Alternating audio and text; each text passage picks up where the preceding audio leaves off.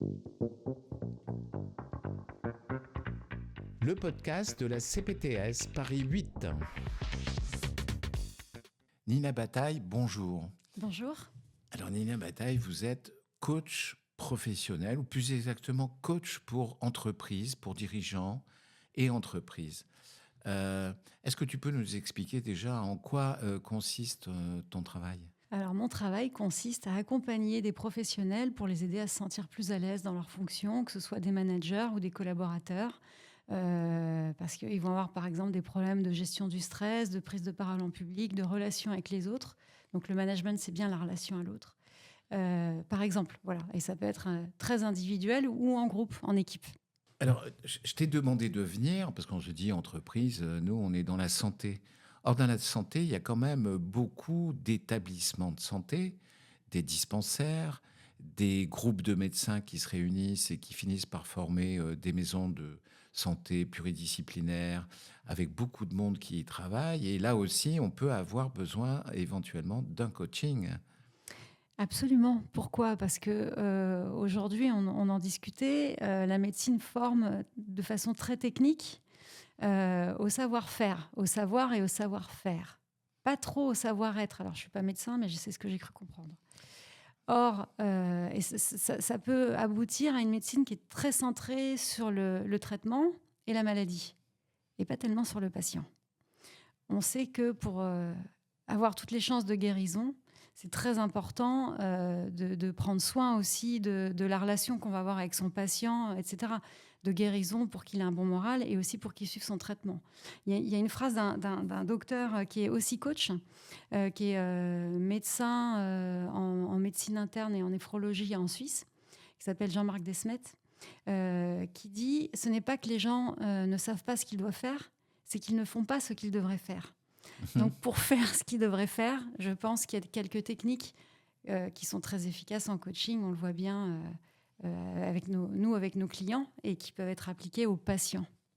D'accord, donc ça peut être appliqué au patient, c'est-à-dire le soignant avec le patient, c'est-à-dire Oui. le médecin, l'infirmière, le kiné, etc. Tout ça, oui. Avec son patient. Et il y a des ateliers qui sont faits, ça dure combien de temps cette formation Alors, quand on va former des gens dans des institutions, dans des instituts, c'est vraiment à la carte. Parfois, on sait que les agendas sont extrêmement chargés, que c'est compliqué d'arriver à fédérer, à trouver un créneau commun sur toutes ces professions-là. Donc, moi, on me demande beaucoup des formats d'1h30, 2 heures, grand maximum, et on me fait revenir. L'idéal, ce serait bien sûr des demi-journées, voire des journées entières, mais on sait que c'est compliqué à organiser, donc je sais que ça s'organise. Moi, je suis pour la flexibilité. Je pense qu'il vaut mieux semer et se mettre dans les contraintes des soignants que de vouloir la lune et puis de rien faire du tout. Bien sûr. Mais d'ailleurs, on se rend compte quand on regarde un petit peu les retours qu'on peut avoir des patients qui se plaignent actuellement du système de santé, justement de ce manque de communication, à la limite, du soignant vis-à-vis du patient, où on ne m'a pas expliqué, on ne m'a pas dit, le médecin était très froid, il m'a balancé le diagnostic comme ça, voilà, sans répondre à mes questions. Donc ça, on se rend compte, et je suis atterré quand même de penser qu'on nous a jamais appris à parler aux patients. Et pourtant, moi, ça fait très longtemps que je suis en médecine et je m'aperçois que ça n'est pas enseigné. Et on va apprendre à faire l'échographie, l'électro, mais pas du tout à interroger un patient ou de comment parler avec le patient. Ouais. Donc, dommage. ça peut être très intéressant dans ce domaine-là, mais ça peut être aussi intéressant dans le domaine des soignants entre eux. Oui, voilà. Absolument. C'est souvent ça fait partie aussi des grosses problématiques qu'on rencontre quand on nous fait appel à des coachs auprès des soignants. Ils ont exactement les mêmes problèmes que n'importe quelle organisation de management, de relations entre collaborateurs, de burn-out parfois. Enfin, pas parfois d'ailleurs.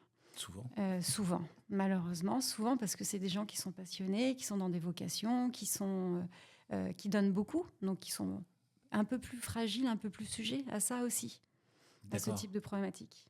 Et là, de plus en plus, on s'oriente vers une médecine justement de groupe, avec le cabinet médical tel qu'on l'a connu ces dernières années, a tendance à disparaître.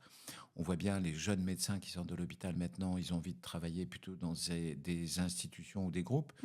Et donc, ce problème-là va se retrouver nous-mêmes, ou moi-même, j'en ai fait l'expérience. C'est-à-dire qu'on n'a pas appris à manager des gens. Voilà, on pense que tout va se faire d'entrée, il suffit de s'installer, d'envoyer son diplôme au Conseil de l'ordre, et hop, on démarre. Et puis là, les problèmes commencent. Oui, en plus avec tout l'intergénérationnel, c'est vrai que ça pose un double problème parce que encore dans nos générations, si je puis me permettre de parler comme ça, il n'y avait pas trop de différence d'autorité entre la façon dont on appréhendait notre rapport à l'autorité, on le partageait. Mais là, avec les générations Y, enfin tous ceux qui ont moins de 40 ans, il y a aussi cette différence parfois de valeur, d'implication vis-à-vis du travail, etc. Et donc en management, ça pose tous les problèmes d'incompréhension qu'on peut imaginer. En fait, tu es un genre docteur de la relation. C'est beau, c'est chouette, j'aime bien. Alors, si on a besoin de faire appel à toi, on fait comment ?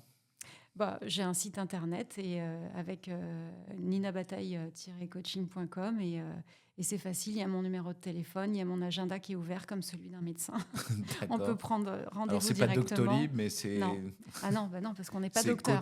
C'est Coachlib. C'est ça. Et nous, attention, on fait bien attention, on n'a pas des patients, on a des clients. Et c'est pour ça que je fais bien attention, parce qu'on n'est pas des médecins et on n'est pas formé par exemple, à tout ce sur quoi vous êtes formés. Et les psychologues aussi peuvent être sur Doctolib parce qu'il y a quand même des frontières qui sont beaucoup plus proches avec la médecine que nous. Donc nous, on a vraiment des clients. C'est vraiment important de le dire. D'accord.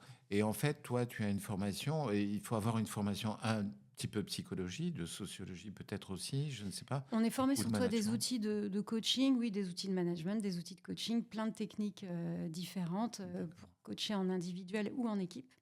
Donc, on est formé à la gestion de la systémie, donc des groupes, de ce qui se passe dans un système. Voilà. Et on est tenu, si on fait notre travail de façon professionnelle, à se former en continu. On ne s'arrête jamais. Sinon, on perd notre certification qu'on doit obtenir auprès d'une des plus grosses organismes de fédération. Donc, il y a l'ICF, International Coach Federation, pour l'organisme mondial, ou le MCC en France, pour les plus grosses, on ne va pas toutes les citer.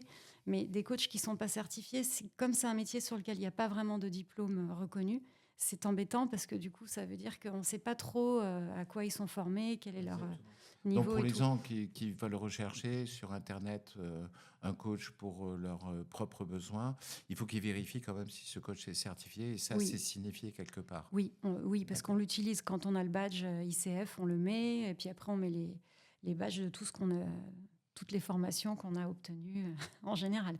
Mais le minimum, c'est l'ICF, parce que si on n'est pas formé sur un organisme déjà qui est reconnu par la fédération, déjà, on ne peut pas l'avoir. Donc, et puis, on le remet en cause tous les 3 ans. Et on est obligé de se former et de montrer tous les 3 ans les heures de coaching qu'on a pratiquées, de supervision. On essaie de superviser comme les psychologues par des gens qui sont encore plus expérimentés que nous. D'accord. Et on doit se former régulièrement parce que l'humain, c'est infini. Oui, donc on ne sait jamais tout. Et il bouge tout le temps. Et il bouge tout le temps. Parce que quand il ne bouge plus, il est mort. C'est ça. C'est exactement ça. Merci beaucoup, Merci. Nina Bataille.